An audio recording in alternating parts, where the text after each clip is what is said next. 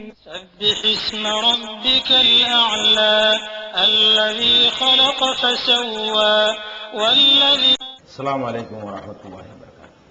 கண்ணியத்திற்குரிய எல்லாம் வல்ல அல்லாஹ் ஜல்ல ஷானஹு தஆலாவின் நல்லடியார்களே, இந்த நிகழ்ச்சியிலே நேற்று இன்று நாளை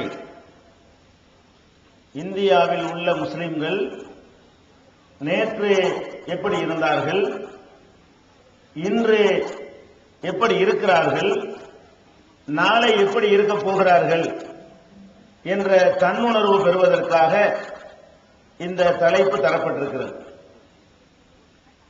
நேற்று நாம் எப்படி இருந்தோம் என்பதை ஒவ்வொரு சமுதாயமும் தெளிவாக விளங்கி வைத்திருக்கிற நிலையில நம்முடைய சமுதாயத்திற்கு நேற்றைய நிலைமையை நாம் விளக்க வேண்டிய நிலையில் இருக்கிறோம். எந்த சமுதாயத்தை பற்றி நீங்கள் ஆய்வு செய்தாலும் அவர்களுடைய ஒரு 50 வருட வரலாற்றை அவர்கள் தெளிவாக விளங்கி வைத்திருப்பார்கள். அவர்களுடைய ஒரு 100 வருட வரலாற்றை அவர்கள் எளிதிலே மறந்துவிட மாட்டார்கள்.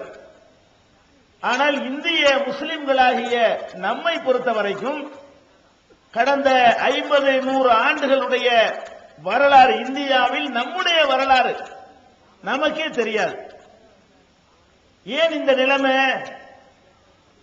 நாடு சுதந்திரம் பெறும் பொழுது இந்தியா என்றும் பாகிஸ்தான் என்றும் இரண்டாக பிளவுபடுகிறது. 2 பகுதிகளாகத்தான் நாட்டுக்கு சுதந்திரம் தந்தார்கள். இந்த பாகிஸ்தான் என்ற பிரிவினைக்கு இங்கே வாழ்கிற முஸ்லிம்கள் யாரும் காரணமா? நிச்சயமாக நம்ம காரணம் கிடையாது. நம்ம பிரிவினை வேண்டாம் என்றுதான் இந்தியாவில் வாழ்கிற முஸ்லிம்கள் எல்லோருமே நினைத்தோம்.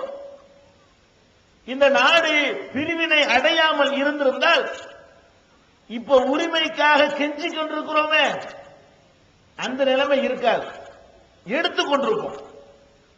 அந்த பாகிஸ்தானும் இந்தியாவோடு சேர்ந்து இருந்தால் 45-40 கோடி முஸ்லிம்களை கொண்ட ஒரு பெரும் மக்கள் சமுதாயமாக நாம் இருந்திருப்போம். ஆட்சி, அதிகாரம், பதவி, அந்தஸ்து அனைத்துமே நம்முடைய கரங்களிலே தானாக வந்து வீழ்ந்திருக்கும். அதனால் நாம விரும்பணும் இந்த நாடு பிளவுபடக்கூடாது. ஆனால் பிளவுபட்டது.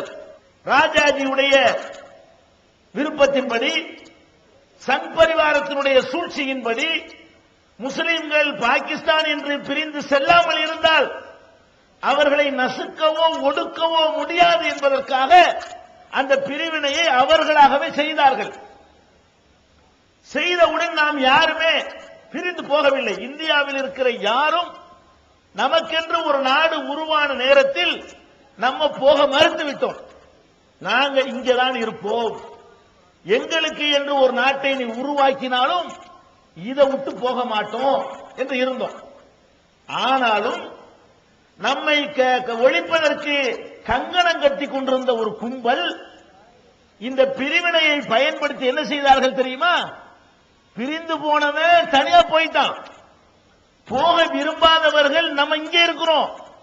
அவன் மதத்தின் பெயரால் 2ஐயும் முடிச்சு போட்டு முஸ்லிம்கள் என்றாலே பிரிவினைவாதிகள், தேசத்தை துண்டாடியவர்கள் என்று நமக்கு ஒரு முத்திரையை குத்தி வாய் திறக்க முடியாத அளவுக்கு தயக்கத்தை ஏற்படுத்தி பேச முடியாத அளவுக்கு நம்மளை மௌனிகளாக ஆக்கி ஒவ்வொன்றாக பறித்தார்கள்.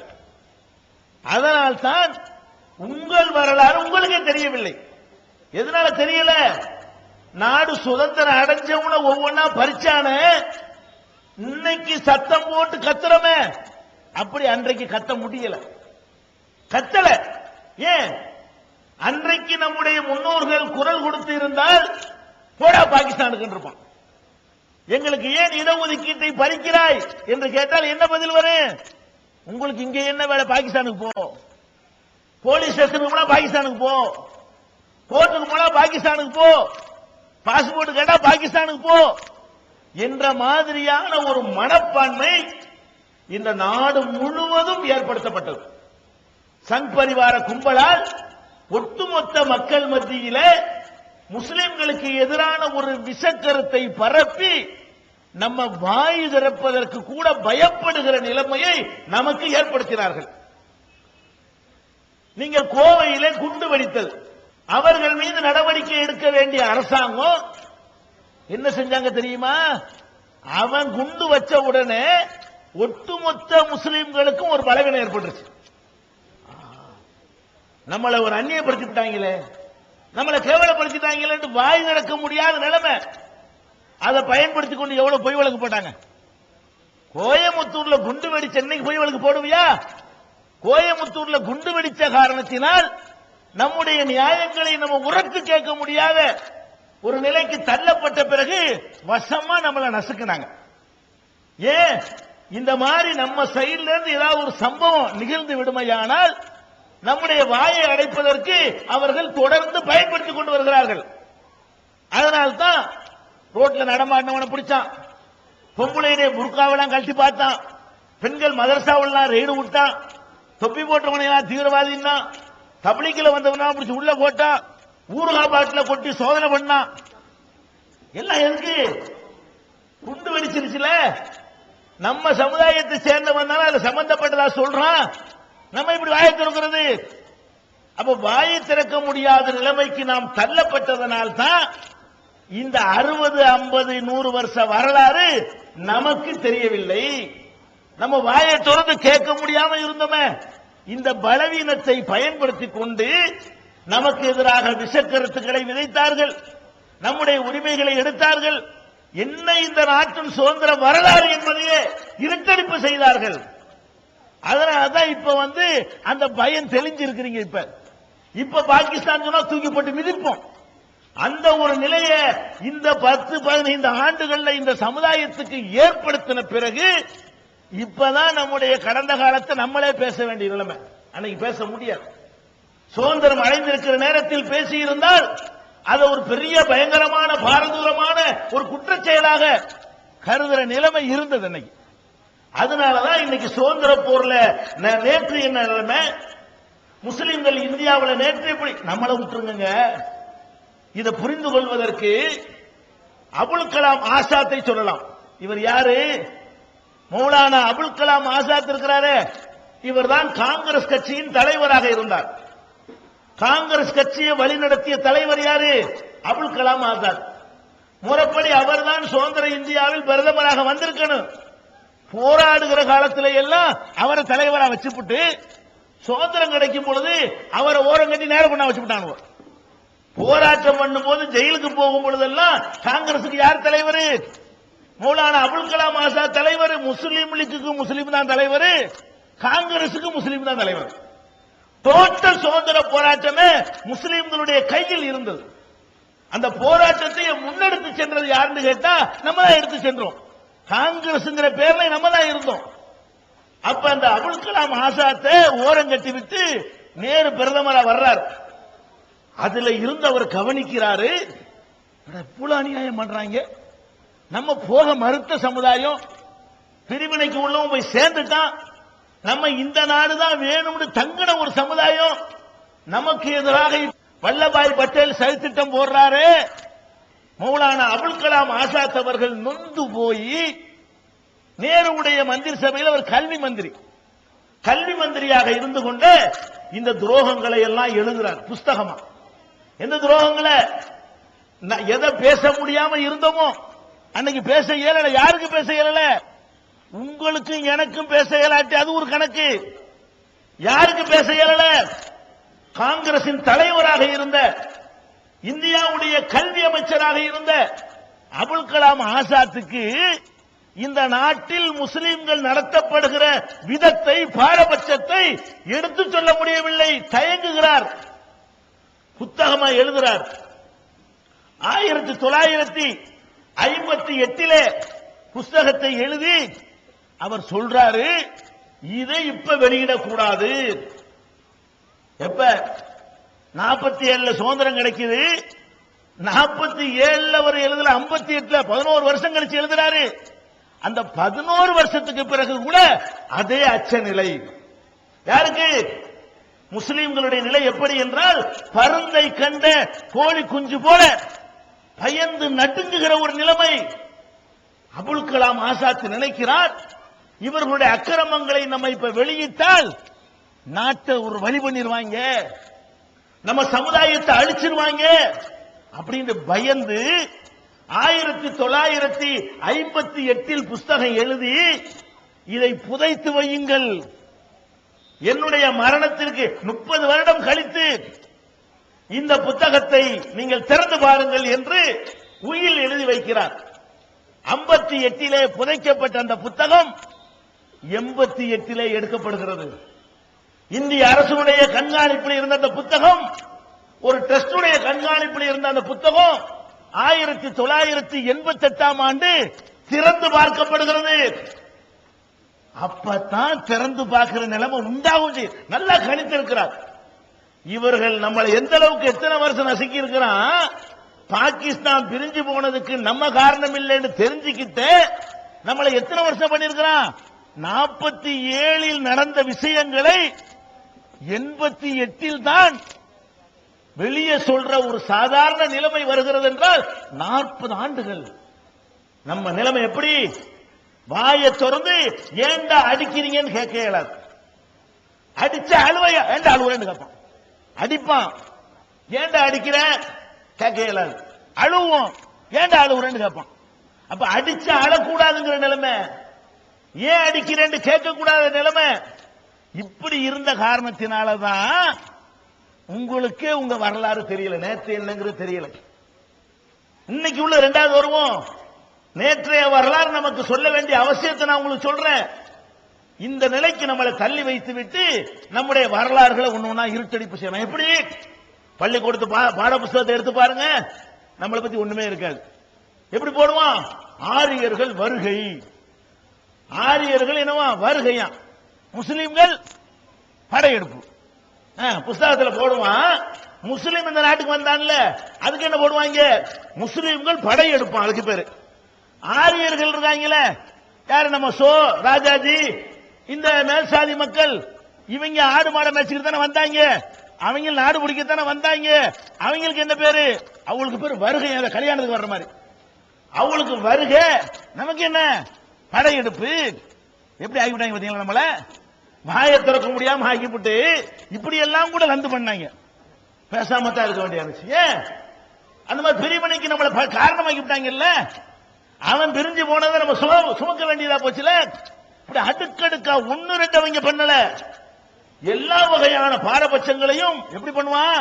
நிறைய நான் சொல்றேன். நமக்கு எதிராக இழைக்கப்பட்ட அக்கிரமங்களை எல்லாம் நம்முடைய அப்பன் பாட்டன்மார்கள் கேட்கலன்னு அவங்க மேல நீ கோபப்பட இயலாது. ஏன்? நீங்களும் நானும் அந்த காலத்தில் நம்மளை அப்படித்தான் இருப்போம். நீங்களும் நானும் ஒரு 30 வருடத்திற்கு முன்னால் இருந்திருந்தால் நம்மளும் வாயை பத்திக்கிட்டு தான் இருந்திருப்போம். ஏன்?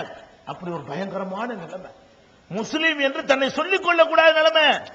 அதை வச்சுக்கிட்டு தான் அரசியல் சாசனத்தில் எழுதுனது ஒண்ணு, இவங்க நடந்தது ஒண்ணு. ஏன்னு நம்ம கேட்டது இல்லை. கேட்டோமா?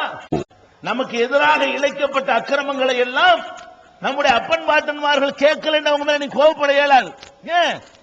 நீங்களும் நானும் அந்த காலத்தில் நம்மளை அப்படித்தான் இருப்போம். நீங்களும் நானும் ஒரு 30 வருடத்திற்கு முன்னால் இருந்திருந்தால் நம்மளும் வாயை பத்திக்கிட்டு தான் இருந்திருப்போம். ஏன்? அப்படி ஒரு பயங்கரமான நிலைமை. முஸ்லீம் என்று தன்னை சொல்லிக் கொள்ளக்கூடாத நிலைமை.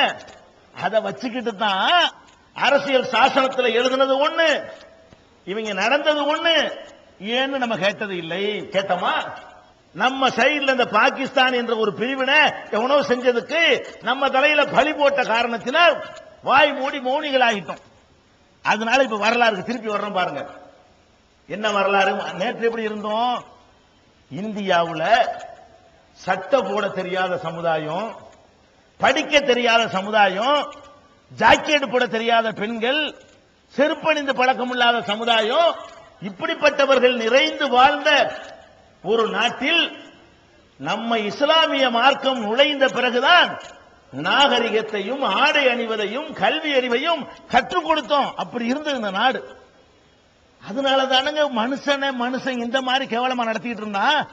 நாய் பண்ணிலாம் போற தெருவுல மனுஷனை போக கூடாதுன்னு சொன்னா அவன் கேட்கலாமா? அவன் நீ யாரா சொல்லணும் இழுத்து போட்டு மிதிக்க வேண்டியதானே? கேட்டுட்டு இருந்தானே இல்லையா? எப்படி இருந்தா மனுஷன்? நம்ம நாட்டில் மனுஷன் எப்படி இருந்தா, இந்த தெருவில் நாய் போகலாமா, பன்னி போகலாமா, யார் போக கூடாதா? ஒரு குறிப்பிட்ட இனத்துக்காரன் வரக்கூடாது, ஒரு குறிப்பிட்ட சாதிக்காரன் வரக்கூடாதுன்னு சொன்னானா இல்லையா?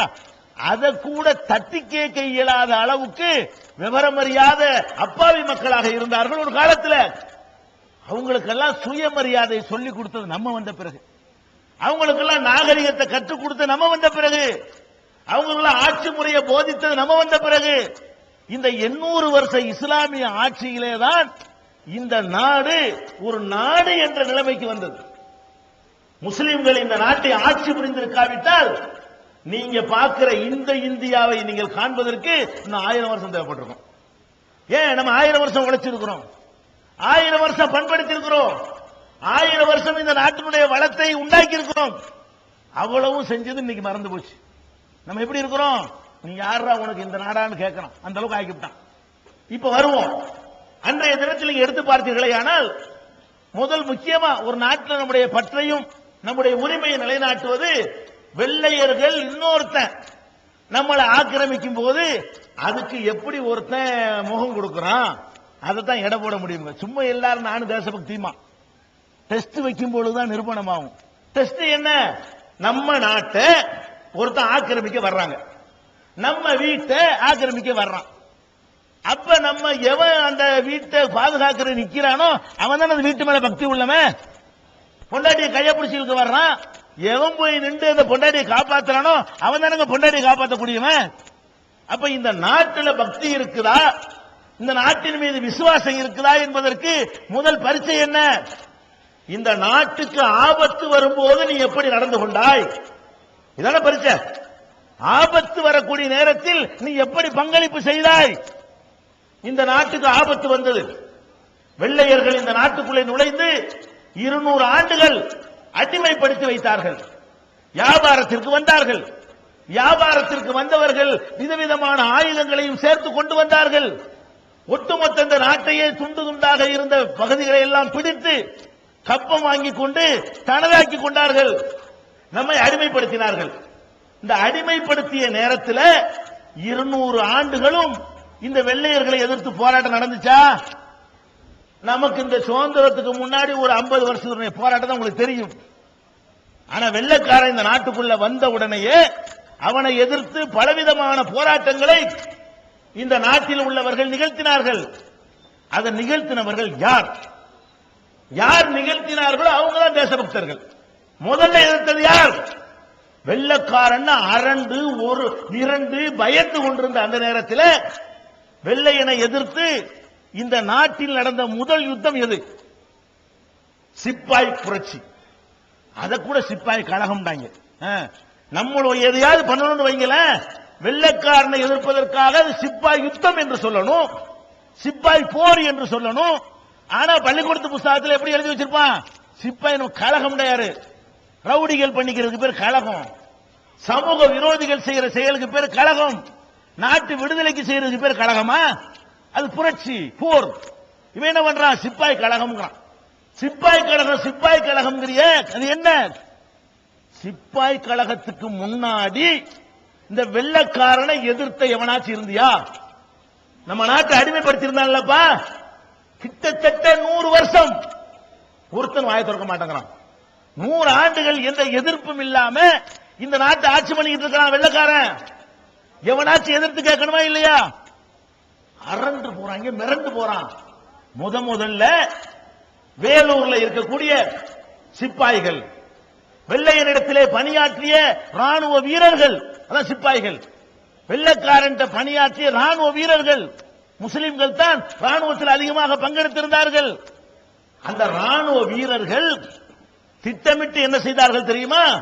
இன்னொரு நாட்டுக்காரனுக்கு நம்ம சேவகம் செய்வதா, இது நம்ம நாடு அல்லவா என்று சிப்பாய்களாக இருந்து கொண்டு துப்பாக்கி திருப்பி பிடித்தார்கள். வெள்ளைக்காரன் சொல்ற ஆளை சுடுவதற்கு வச்சிருந்த துப்பாக்கிய வெள்ளைக்காரனை சுடுவதற்கு திருப்பி பிடித்த கூட்டம் எது? முஸ்லிம்கள். வேலூர் கோட்டையில அந்த சிப்பாய்கள் புரட்சி செய்தார்களே, அதுதான் இந்த நாட்டில் வெள்ளைக்காரனை எதிர்த்த முதல் நிகழ்வு. கூட்டமாக ஒருங்கிணைக்கப்பட்ட போராட்டமாக நடந்த முதல் போர் எது? நான் கேட்கிறேன், நாங்க தான் முதல் எதிர்க்கணுமா? சின்ன சமுதாயமான நாங்க எதிர்த்த பிறகுதானே ஒண்ணுனா சேர்ந்துக்கிட்டீங்க. அப்ப இந்த வெள்ளக்காரனை எதிர்த்தாலே பீரங்கி, எதிர்த்தா துப்பாக்கி, எதிர்த்தா ஓராண்டு கடுங்காவல், எதிர்த்தா லட்சக்கணக்கில் அபராதம் என்று இருந்த நிலையில முதல்ல எதிர்க்கணுங்கிற அந்த துணிவும் அந்த தில்லும் திராணியும் ஒருத்தனுக்கு வருதுன்னா அவன் தாயா தேசபக்தன். ஏன் சம்பளத்தை வாங்கிட்டு வெள்ளக்காரன் சிப்பாயை நாங்க இருந்திருக்க முடியாதா? வெள்ளக்காரன் அன்னைக்கு வேலையில இருந்திருந்தா ராணுவத்தில் அதன் தொடர்ச்சியாக இன்னைக்கு நாங்க இருந்திருப்போமே. வெள்ளக்காரன் நாங்கள் ராணுவத்தில் இருந்திருந்தா நாடு விடுதலை அடையும் பொழுதும் அதே வேலையை வாங்கியிருப்போமே. இன்னைக்கு இடஒதுக்கீடுக்கு போராட தேவையில்லையே. ஏன் போராடணும்? எங்க நாட்டை இன்னொருத்த ஆளுவதா, இன்னொருத்த அடக்குவதா என்று முதல்ல கொதிச்சோமா? அப்ப இந்த சிப்பாய் கழகத்தை செய்தது நாம. நேற்று இந்த வரலாறை, இந்த பதவி சுகத்தை அனுபவிக்கக்கூடிய அரசியல் கட்சிகளும் அதிகார வர்க்கமும் புரிந்து கொள்ள வேண்டும். அன்னைக்கு சிப்பாய்கள் துப்பாக்கியை திருப்பி பிடித்து தங்கள் உயிரை மாய்த்திருக்காவிட்டால் தேசத்திற்கு போராட வேண்டும் என்ற உணர்வே இந்த நாட்டுக்கு இன்னைக்கு வரைக்கும் வந்திருக்காது, இந்த தேதி வரைக்கும் வந்திருக்காது. பிரதமராக முதலமைச்சராக நீ நாற்காலியில் உட்கார்ந்து இருக்க முடியாது. நாங்க செஞ்சோம். அதை அகமதுல்லா ஷா தலைமையில நடந்த அந்த சிப்பாய் போர் தான், புரட்சி தான் சுதந்திர போராட்ட தீய வந்து கொளுத்துகிறது. 1800க்கு பிறகு அந்த ஒரு நூற்றாண்டில் தான் எல்லாரும் சேர்ந்து போராடக்கூடிய நிலைமை வருகிறது. இந்த நாட்டிலே பலவித வெள்ளக்காரனை விரட்டுவதற்காக பலவிதமான போராட்டங்களில் பலர் ஈடுபடுகிறார்கள். சில பேர் ஜனநாயக முறையிலான போராட்டம், அதாவது அடுத்தவனை தாக்காமல் தன்னைத்தானே வருத்திக் கொள்ளக்கூடிய, தன்னைத்தானே கஷ்டப்படுத்திக் கொள்ளக்கூடிய போராட்டத்தின் மூலமாக வெள்ளக்காரனை விரட்டுவோம் இப்படிங்கிற மாதிரியான போராட்டத்தை யார் அறிவிக்கிறார்? இந்த காந்தி தலைமையில் உள்ள ஒரு அஹிம்சா மூர்த்திகளுடைய போராட்டம். இது ஒரு வகை. இன்னொரு வகை என்ன? நேதாஜி சுபாஷ் சந்திர போஸ் போன்றவர்கள் இந்த வெள்ளையர்களை விரட்டணுமானால் இந்த உண்ணாவிரதம் எல்லாம் சரிப்பட்டு வராது. அதே மாதிரி ராணுவப்படுத்தப்பட்ட சக்தியை வைத்துதான் அவர்களை விரட்ட முடியும். நம்முடைய சக்தியை ராணுவமயமாக்க வேண்டும். மிலிட்டரி மயமாக்கப்பட்ட ஒரு படையை வைத்துத்தான் வெள்ளக்காரனை விரட்ட முடியும் என்று நேதாஜி சுபாஷ் சந்திர போஸ் அவர்கள் ஒரு பக்கம் திட்டம் போடுகிறார். ரெண்டு வகையில் போராட்டம் நடக்கிறது. இந்த ரெண்டுக்கும் கட்டுப்படாம அவன் தன்னிச்சையா அருவாள் எடுக்கிறவன் அருவாள் எடுக்கிறது, கத்தி எடுக்கிறவன் கத்தி எடுக்கிறது, வெள்ளக்காரனை கண்டா குத்துறது, இல்லாட்டி சுடுறது, இல்லாட்டி வெட்டிட்டு ஓடுறது என்று இப்படியான வகையிலையும் சில போராட்டங்கள் இந்த நாட்டில் வெள்ளக்காரனை 800க்கு பிறகு 1800க்கு பிறகு வெள்ளக்காரனை விரட்டுவதற்காக வேண்டி இப்படியான சில போராட்ட வழிமுறைகள் எல்லாம் நடக்க ஆரம்பிக்கிறது. இதுல நேதாஜியுடைய போராட்டத்துக்கு வாங்க. நேதாஜி சுபாஷ் சந்திர போஸ் இருக்காரு, அவர் திட்டம் போட்டு ஒரு ராணுவத்தை உருவாக்குறார். ராணுவத்தை உருவாக்குறதா என்ன செய்யணுங்க? காசு வேணும். ராணுவத்தை உருவாக்குறதாக இருந்தால் அதுக்கு ஒரு அரசாங்கம் அமைக்கணும், அதுக்கு பல இலாக்காக்கள் பிரிக்கணும், தளவாடங்களை சேர்க்கணும், ஒரு தளம் வேணும், பயிற்சி கொடுக்கணும், ஒரு முறைப்படுத்தப்பட்ட ஊதியம் கொடுக்கப்பட்டவர்கள் இருக்கணும். இதுக்கெல்லாம் என்ன வேணும்? காசு வேணும். நேதாஜி சுபாஷ் சந்திர போஸ் என்ன பண்றாருன்னா, இந்தியர்கள் நிறைய இருக்கிறாங்க பர்மாவுக்கு போறார். பர்மா இப்ப மியான்மர் என்று சொல்லக்கூடிய பர்மா நாட்டுக்கு என்ன செய்யறாரு?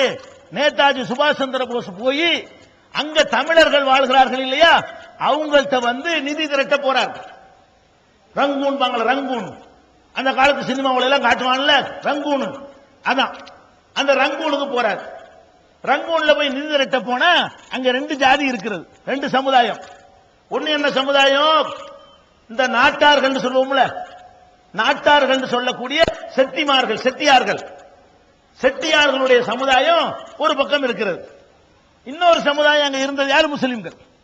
தமிழ் பேசக்கூடியவர்கள் என்று அந்த நாட்டில் இருந்தவர்கள் யாருன்னு பாத்தீங்கன்னா செட்டியார் சமுதாயம் இருந்த. இன்னைக்கு பாத்தீங்கன்னா ரங்கூன் தேக்குகளால் கட்டப்பட்ட வீடுகளை காரைக்குடி தேவகோட்டைக்கு போனா பார்க்கலாம். காரைக்குடி தேவகோட்டையில் உள்ள செட்டியார்கள் வீடுலாம் எப்படி இருக்கு? பர்மா தேக்கு ஃபேமஸ். கப்பல்ல தேக்கு மரத்தை கொண்டு வந்து ஒவ்வொரு நிலக்கதவும் 50,000க்கு ஏலம் போகும். பழைய நிலக்கதவு அப்படிங்க வித்தா கூட அப்படி உயர்தரக பர்மா தேக்கில் கட்டப்பட்ட அப்படி வசதி அவர்கள் இருந்தார்கள்.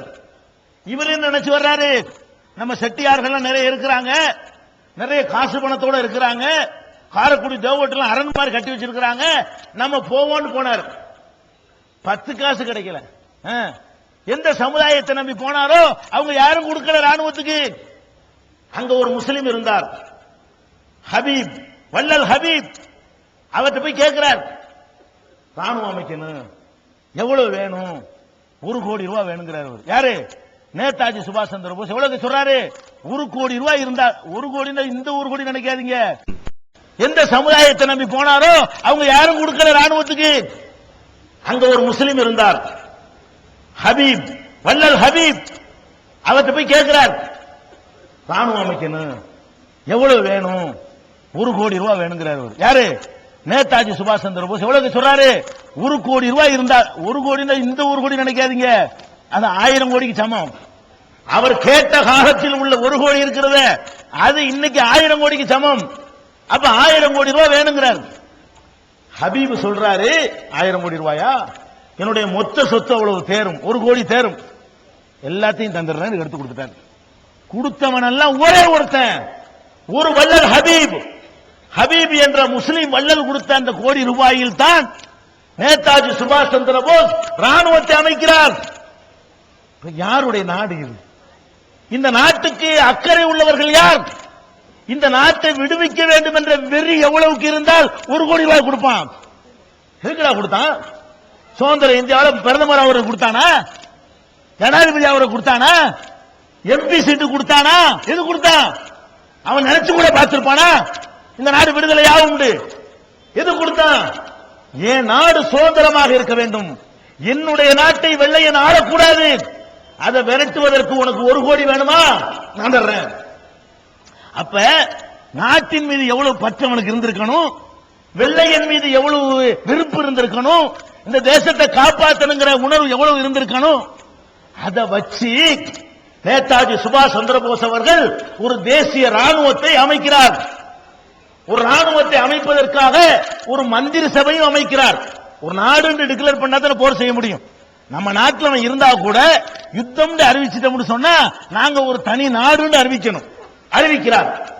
ஒரு தனி நாடு தேசிய இந்திய தேசிய ராணுவத்தை அமைச்சு அதுல 20 பேர் கொண்ட மந்திரிகளை நியமிக்கிறார். அந்த 20 பேரில் 5 பேர் முஸ்லிம்கள். நேதாஜி சுபாஷ் சந்திர போஸ் அமைத்த தேசிய ராணுவம் அமைத்து ஒரு அமைச்சரவை உண்டாக்குனார. அந்த அமைச்சரவையில் யாரு எத்தனை பேர் முஸ்லிம்? 20 பேர் கொண்ட சபையில் 5 முஸ்லிம். காவாசி 20ல் 5 எவ்வளவு?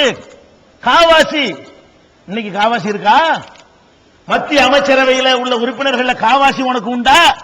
மாநில அமைச்சரவையில் 25-30 பேர் இருந்தா 8 பேர் இருக்கானா முஸ்லிம்? இப்பதான் வரலாற்று 2 கொடுத்து பெருமை அடிச்சுட்டாரு கருணாநிதி. ஆனா அவரை பாராட்டுவோம், மற்றவங்களுக்கு கூட கொடுத்திருக்காரு. அவ்வளவுதானே எங்களுக்கு காவாசி எங்க? அப்ப நேதாஜி சுபாஷ் சந்திர போஸுடைய அமைச்சரவையில் நமக்கு இருந்த பங்கு என்ன? 25%, கால் பங்கு. அது மாத்திரம் இல்ல, அந்த ராணுவத்துக்கு ஒரு மேஜர் ஜெனரல் ஒருத்தர் போடணுமா இல்லையா? நேதாஜி சுபாஷ் சந்திர போஸ் போருக்கு போக மாட்டாரு, தளபதியை தான் அனுப்புவாரு. அந்த மேஜர் ஜெனரல் யார்? யாரை நியமிச்சாரு? ராஜாஜியவா? சோவுடைய தாத்தாவையா? அடே, நேதாஜி சுபாஷ் சந்திர போஸ் தன்னுடைய ராணுவத்துக்கு யாரை மேஜர் ஜெனரலாக போட்டார்? ஷானவாஸ் கானை போட்டார். ஷானவாஸ் கான் தலைமையிலே தான் இந்த வெள்ளக்காரனுடைய முதுகெலும்பு முறிக்கப்பட்டது. வெள்ளையர்கள் பல முனையில் தாக்குதல் நடத்தப்பட்டார்கள். அதுக்கெல்லாம் படை திரட்டி வழிநடத்தி சென்ற தளபதி யார்? ஷானவாஸ் கான். அப்ப ஷானவாஸ் கானை மேஜர் ஜெனரலாக போட்டு ஒரு ராணுவத்தை அமைத்து இந்த வெள்ளை ஏகாதிபத்திக்கு எதிராக பயங்கரமான கிளியையும் பீதியையும் உண்டாக்கினார். யாரு? நேதாஜி சுபாஷ் சந்திர போஸ். இதுல யாரு பங்கு அதிகம்? நம்ம நாட்டு தமிழ்நாட்டு அரசாங்கம் கூட ஃப்ரீடம் ஃபைட்டர்ஸ் சொல்லி ஒரு புத்தகம் வெளியிட்டிருக்கிறார்கள். சுதந்திரத்துக்கு போராடிய வீரர்கள். அதை நேதாஜி ராணுவத்தில் பணியாற்றிய பட்டியலை நீங்கள் பார்த்தால் அதுல முஸ்லிம்கள் பெருமளவுக்கு இருப்பதை நீங்கள் பார்க்கலாம்.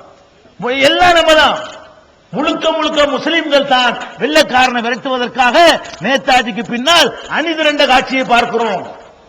இந்த 540 நாடாளுமன்ற உறுப்பினர்கள்ல நம்ம எவ்வளவு இருக்கணும்? 540 எம்பி இருக்கான்லங்க, 540ல முஸ்லிம்கள் எவ்வளவு இருக்கணும்? நாம 20% இருக்கிறோம். 20% என்றால் 108 பேர் இருக்கணும். 500க்கு ஒரு 100க்கு 20 வைங்க, 500க்கு 100 ஆச்சு, அந்த 40க்கு ஒரு 8 ஆச்சு. அப்ப 540 எம்பிக்கள்ல முஸ்லிம் எம்பி எவ்வளவு இருக்கணும்? 108 எம்பி இருக்க வேண்டும். எவ்வளவு இருந்தாங்க தெரியுமா? 1952 அமைக்கப்பட்ட முதல் பாராளுமன்றத்தில் முஸ்லிம்கள் வெறும் 22 பேர். 108 எங்க, 22 எங்க? அடுத்த பார்லிமெண்ட்ல 26, அதற்கடுத்து 23, அதற்கடுத்த பாராளுமன்றத்தில் 30, அதற்கடுத்த பார்லிமெண்ட்ல 32, அதற்கடுத்து 46, அதுல பலபற்றையாக ஒரு கூட்டாட்சி அமைஞ்சிச்சு. அதனால அதுக்கப்புறம் 41, அதுக்கப்புறம் 33, அதுக்கப்புறம் 28, அதுக்கப்புறம் 26. இதுதான் உங்க நிலைமை. நாடாளுமன்றத்தில் 108 பேர் இருக்கிற இடம். நேற்று உள்ள நிலைமை என்ன? 100க்கு 25, 20 மந்திரிக்கு 5 மந்திரி. இன்னைக்கு என்ன நிலைமை? எத்தனை சதவீதம் இது? 4% கொடுப்பீங்களா எங்களுக்கு? 20% இருக்கிற ஒரு சமுதாயத்துக்கு 100க்கு 4 தானா? இந்த நிலையை நீங்கள் தமிழகத்தை எடுத்துக்கிறீங்க. தமிழ்நாட்டில் எத்தனை பாராளுமன்றம்? எத்தனை இருக்கு? பாண்டிச்சேரி விட்டுட்டா 39 இருக்கிறது. பாண்டிச்சேரி சேர்த்தா 40. பாண்டிச்சேரி தனி மாநிலம். அதை கழிச்சு நீங்க பார்த்தீர்களே, ஆனால் தமிழ்நாட்டில் 39 நாடாளுமன்ற தொகுதி இருக்கிறது. 1977 இருந்து எடுத்துக்கிறோம். ஏன் அதுல இருந்து எடுக்கிறோம்? அதுல இருந்து திராவிட இயக்கங்கள்லாம் வேரூன்றி கிழிச்சிடோன்னு சொல்லக்கூடிய காலம். 1977 நடந்த பாராளுமன்றத்தில் தமிழ்நாட்டின் சார்பா ஒரு கோழி முட்டை முஸ்லிம் போகவில்லை. 1977 39 எம்பி தேர்ந்தெடுக்கிறான். அந்த 39 எம்பியில முஸ்லிம் எத்தனை? 0. அடுத்து நடந்த பாராளுமன்றத்தில் 1, அதுக்கடுத்து நடந்த பாராளுமன்றத்தில் 1, அதுக்கடுத்து நடந்த பாராளுமன்றத்தில் மட்டும் 2. ஒன்னு இஎஸ்எம் பக்கீர் முகமது, ஒன்னு நம்ம சமது சாஹிப் வழக்கமா உள்ளது. அதுக்கடுத்த பாராளுமன்றத்தில் பழையபடி 1, அதுக்கடுத்த பாராளுமன்றத்தில் 0, அதுக்கடுத்து 0, அதுக்கடுத்து 0. 39 பேரை பாராளுமன்றத்துக்கு அனுப்புவீங்க. எங்களுக்கு ஒரு 5 தர மாட்டீங்களா? ஏன் அவ்வளவுக்கு நாங்க இல்லையா? எண்ணிக்கையிலும் இருக்கிறோம், தியாகத்திலும் இருக்கிறோம். அப்ப நம்ம இவ்வளவு தியாகம் நேதாஜியோட சேர்ந்து அடி உத வாங்கி உயிரை கொடுத்து ரத்தம் சிந்தி பலவிதமான பொருளாதாரத்தையும் கொடுத்து போராடுனா இந்த மாதிரி வஞ்சகம் பண்ணிருக்கீங்களப்பா.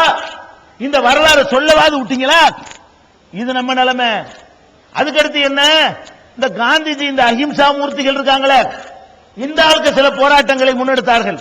என்ன போராட்டம்? பலவிதமான ஒத்துழையாமை இயக்கம் என்றார்கள், வரிகுடா இயக்கம் என்றார்கள், சுதேசி இயக்கம் என்றார்கள். இப்படி பலவிதமான போராட்டங்கள்ல உப்பு சத்தியாகிரகம் என்றார்கள். இப்படி சத்தியாகிரகம், உண்ணாவிரதம், கள்ளுக்கடை மறியல், இப்படி பலவிதமான போராட்டங்களை இந்த அஹிம்சாய்வாதிகள் நடத்தி கொண்டிருந்தார்கள். சரி, அந்த போராட்டத்திலேயாவது நீங்க வந்து முன்னாடி இருந்தீங்களா? அந்த போராட்டத்திலேயாவது நீங்க தான் பங்கெடுத்தீங்களா? அந்த போராட்டத்திலேயாவது மற்றவங்களோட ஜாஸ்தியா சரி நேதாஜி அடி வாங்குறதுக்கு போயிட்டு போறாங்க, மற்றவரையாவது நாங்க நிக்கிறோம் இருந்தீங்களா? அதுலயும் நாங்க தான் இருந்தோம். ஆனா பேரை நீங்க தட்டிக்கிட்டீங்க. அதுலயும் நாம இருந்தோம். என்ன பண்ணாம கடல் வாணிகம் இருக்குல்ல, கடல்ல நான் தான் வியாபாரம் பண்ணணும்ட்டான் வெள்ளக்காரன். கடலில் நீங்க யாரும் வியாபாரம் பண்ண கூடாது, கப்பல் விடக்கூடாதுதான். அப்ப அதை எதிர்த்து எங்க கடல்ல கப்பல் விடக்கூடாதுன்னு சொல்ல நீ யாரா நாய் என்று சொல்லி கப்பல் விட வேண்டும் என்று முடிவு செய்கிறார்கள். கப்பல் விட்டார்கள். அதை ஒரு படமாவும் எடுத்தார்கள், சினிமாவும் எடுத்தார்கள், பள்ளிக்கூடத்து புஸ்தகத்திலும் எழுதினார்கள், நினைவு மண்டபம் கட்டினார்கள். அது என்னது? கப்பலோட்டிய தமிழன் வாவு சிதம்பரம் பிள்ளை. படிச்சிருக்கிறீங்களா? நம்மளுக்கு அந்த வரலாறு தான் போட்டானுவோ. கப்பலோட்டிய தமிழன் யாரா? வாவு சிதம்பரம் ஒருத்தர் பிள்ளை இருந்தாரு. அவர் தான் கப்பலை ஓட்டினாரு. வெள்ளக்காரனை எதிர்த்து செக்கெழுத்து சிதம்பரம் சொல்றீங்களே, கப்பல் ஓட்டின நீங்களா? வாவுசி தான் கப்பலை ஓட்டினாரா? கப்பலுடைய கதை என்ன? ஏன்னா வாவுசியுடைய பங்கு என்ன, எங்க பங்கு என்ன? வாவுசியை விட 1000 மடங்கு அதிகம் பங்களிச்ச எங்களை விட்டுப்புட்டு கப்பலோடைய தமிழன் வாவுசின்னு சொன்னீங்க, வாய மூடிக்கிட்டு இருந்தீங்க. அதான் எதனால பாகிஸ்தான் பேசாத பாகிஸ்தான். இதுக்கு பயந்து கொண்டு நாங்க என்ன செஞ்சோம்? அதான விஷயம். அதை சொல்ல முடியல எங்களுக்கு. நீ பள்ளிக்கூடத்து பாட புத்தகத்தில் எழுதுற, அதை தட்டி கேட்க முடியல. என்ன நடப்பு? கப்பல் ஓட்ட வேண்டும் என்று முடிவு செய்கிறார்கள். கப்பல் வாங்க பணம் வேணுமே. அந்த கப்பலை விடுவதற்கு 2 லட்சம் ரூபாய் பணம் வேணும். எல்லாருமா கூடி நம்ம பாரதியார் இருக்கார்ல, அவர் இந்தியான்னு ஒரு பத்திரிகை நடத்தினார். அவரை போய் பிடிக்கிறாங்க. பத்திரிகையில் விளம்பரம் போட்டா காசு சமாளிச்சிடலாம். எதுக்கு? கப்பல் வாங்குறதுக்கு இந்தியா பத்திரிகையில் விளம்பரம் கொடுப்போம், அதை பார்த்துட்டு மக்கள் காசு தருவாங்க, அதை வச்சு கப்பல் வாங்கிடுவோம் அப்படின்னு இந்தியா பத்திரிகையில் விளம்பரம் கொடுக்கறாங்க. வந்துகிட்டே இருக்கு பத்திரிகை, விளம்பரமும் வந்துகிட்டே இருக்குது, நிதியும் வந்துகிட்டே இருக்குது. எவ்வளவு நிதிங்கிறீங்க? மொத்தத்தில் கூட்டி கழிச்சு பார்த்தா கடைசியா வந்தது 215 ரூபாய் 13 அணா. அந்த காலத்தில் அணா கணக்கு தான் எல்லாமே. மொத்தமா பாரதியார் பத்திரிகையில போட்டு கப்பல் வாங்குறதுக்கு எவ்வளவு கிடைச்சிச்சுங்க? 215 ரூபாயும் இந்தியா பத்திரிகையில் இன்னைக்கு இருக்கிறது. அப்ப 215 ரூபாய் 13 அணாவை கொண்டு கப்பலுக்கு துடுப்பு தான் வாங்க இயலும். கப்பலை வாங்க இயலும், நங்கூரை வாங்க இயலுமா? அப்ப கப்பல் ஓட்டுறதுக்கு நீ பிளான் பண்ற, கப்பல் ஓட்டுறதுக்கு நீ நிதியை திரட்டுற, ₹1 கொடுக்க மாட்டேன் நான் பயந்துகிட்டு. கொடுத்தா என்ன ஆகும்? ஒருத்தன் கொடுத்தான், எவ்வளோடா வேணும்? கப்பல் வாங்க மொத்தம் எவ்வளவுடா? 2 லட்சம் ரூபாய். இந்தாடா 2 லட்சம் ரூபாய். ஹாஜி பக்கீர் முகமது என்ன கொடுக்கிறாரு? 2 லட்சம் ரூபாயை கொடுத்து ஒரு கம்பெனி ஆரம்பிக்கிறார். அந்த கப்பல் கம்பெனி ஆரம்பிச்சு அதனுடைய செக்ரட்டரி யாரு? ஹாஜி பக்கீர் முகமது. அதுல துணை செயலாளர் தான் வாவு சிதம்பரம் பிள்ளை. விளங்குற அவங்களுக்கு? கப்பலுக்கு காசு கொடுத்தவன் பக்கீர் முகமது, கப்பல் கம்பெனிக்கு செக்ரட்டரி யாரு? அதுவும் பக்கீர் முகமது. வாவு சிதம்பரம் பிள்ளைகளுடைய ரோல் என்ன? அவர் துணை செயலாளர். அப்ப கப்பல் எங்களுடையது. உண்மையான வரலாறு நான் உணர்ச்சியோட சொல்றேன், நீங்க தமாஷ் பண்ற நினைக்காதீங்க. நிஜமாகவே நம்ம கப்பல். நம்ம ஓட்ட சொன்ன அவரை இங்க என்ன பண்ணிவிட்டான்? வெள்ளி பனிமனையில் மீது லாவுவோம், மேலை கடல் மீதும் கப்பல் விடுவோங்கிறான். அதுல எங்கேயாச்சும் பக்கீர் முகமது காட்டினான? அந்த சினிமாவுல ஒரு சினிமா போட்டலாம் கப்பல் ஓட்டிய தமிழ், அங்குள்ள ஒரு ஓரஞ்சாரத்திலே பக்கீர் முகமது ஒருத்தர் காட்டினானா? ஒரு முஸ்லீம் ஒருத்தர் நிக்கிற மாதிரியா காட்டினானா? எல்லாம் யாரு? இங்கிட்டு பார்க்க பாரதியார் நிப்பாரு, அங்கிட்டு பார்க்க வாவுசி நிப்பாரு, சுப்பிரமணிய சிவா நிப்பாரு. அந்த மாதிரி எல்லாம் காட்சி அமைச்சிங்களா? எங்க பக்கீர் முகமது ராவு தெரியுங்க, 2 லட்சம் ரூபாய் பணம் கொடுத்தவர் எங்க? அந்த கமிஷனுடைய அந்த கமிட்டியுடைய செக்ரட்டரி எங்க? அப்ப நம்ம என்னத்தையாவது பண்ணணும்னு சொன்னா நாங்க பண்ணணும் மாற்றிவிட்டாங்க. நேற்று உள்ள நிலைமை எப்படி பாத்தீங்களா? கப்பல் ஓடுறா நம்ம தான் நிக்க வேண்டி இருக்கிறது. அப்ப கப்பலுடைய தமிழன் ஆக்கி ஒண்ணுமே இல்ல. சிதம்பரனாருக்கு சிலை வைக்கிறான், சிதம்பரனாருக்கு மணிமண்டபம் கட்டினா எந்த அளவுக்கு உண்டாங்க? நம்ம நாட்டில் 50வது சுதந்திர விழா இருக்குல்ல, பொன் விழா, அதுக்கு ஒரு விழா கொண்டாடினாங்க இந்தியா முழுசும். அப்ப தமிழ்நாட்டில் கருணாநிதி அவர்கள் முதலமைச்சரா இருக்கிறார். அப்போ நேற்று உள்ள நிலைமை எப்படி பாத்தீங்களா? கப்பல் ஓடுறா நம்ம தான் நிக்க வேண்டி இருக்கிறது. அப்ப கப்பலுடைய தமிழன் ஆக்கி ஒண்ணுமே இல்ல. சிதம்பரனாருக்கு சிலை வைக்கிறான், சிதம்பரனாருக்கு மணிமண்டபம் கட்டினா எந்த அளவுக்கு உண்டாங்க? நம்ம நாட்டில் 50வது சுதந்திர விழா இருக்குல்ல, பொன் விழா, அதுக்கு ஒரு விழா கொண்டாடினாங்க இந்தியா முழுசும். அப்ப தமிழ்நாட்டில் கருணாநிதி அவர்கள் முதலமைச்சரா இருக்கிறார். அப்போ நாடு சுதந்திரம் அடைஞ்சி 50 ஆண்டுகள் நிறைவடைவதை ஒட்டி பொன் விழான்னு சொல்லி கொண்டாடினாங்க. அந்த பொன் விழாவில் என்ன செய்யறாருன்னு கேட்டா புகைப்பட கண்காட்சி வைக்கிறார். யாரு? கருணாநிதி. அந்த புகைப்பட கண்காட்சி எதுக்கு தெரியுமா? இந்த நாட்டு விடுதலைக்கு யாரெல்லாம் பாடுபட்டார்களோ அவங்களுடைய புகைப்படம். என்ன புகைப்பட கண்காட்சி? நாடு விடுதலை அடைஞ்சிருச்சுல, சுதந்திரம் பெற்றுட்டோம்ல, அப்ப இந்த சுதந்திரத்துக்கு பாடுபட்டவன நினைக்கணுமா இல்லையா என்பதற்காக வேண்டி சுதந்திர போராட்டத்தில் பங்கு கொண்ட வீரர்களுடைய புகைப்படங்கள் அடங்கிய கண்காட்சியை கலைஞர் கருணாநிதி அவர்கள் சென்ற முறை முதலமைச்சராக இருக்கும் பொழுது நடத்துகிறார்.